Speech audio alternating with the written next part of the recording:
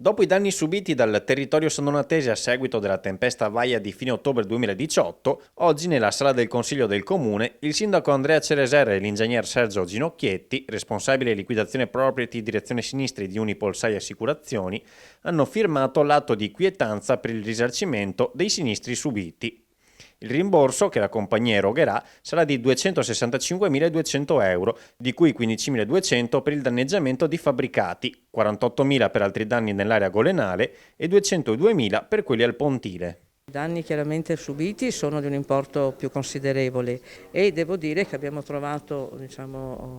particolare sensibilità da parte di Unipol 6, che è la compagnia che ci assiste, e che ci ha oggi erogato questi 265.000 a fronte dei danni subiti che per noi sono stati soprattutto nell'area golenale. E in questo ci ha supportato anche il consorzio BIM che ha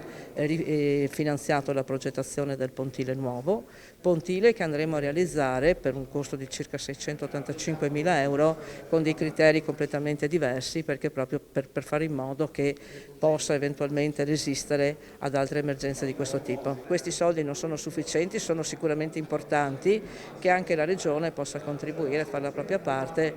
mettendoci anche il resto delle somme che sono necessarie. La pratica per il rimborso era stata avviata a inizio 2019 e prima della fine dell'anno dunque la compagnia ha dato il via all'atto di risarcimento. Io sono fortemente convinto che l'assicurazione ha un forte ruolo sociale e oggi c'è stata una dimostrazione pratica di questo significato, del ruolo sociale delle assicurazioni. Noi oggi abbiamo proceduto all'indennizzo di un sinistro che ha colpito la comunità qui a Sandona di Piave.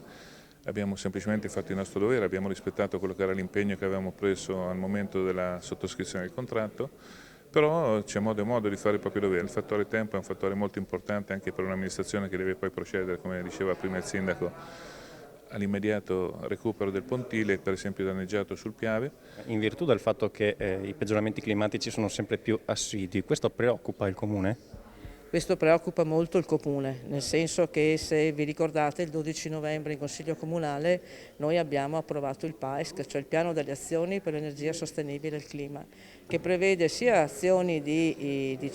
mitigazione e azioni di adattamento, cioè adattiamoci a una situazione climatica che cambia, perché ci aspettiamo che eventi di questo tipo possano essere ricorrenti, proprio per questo dobbiamo ripensare anche alle opere che andiamo a progettare e realizzare in funzione anche di questo.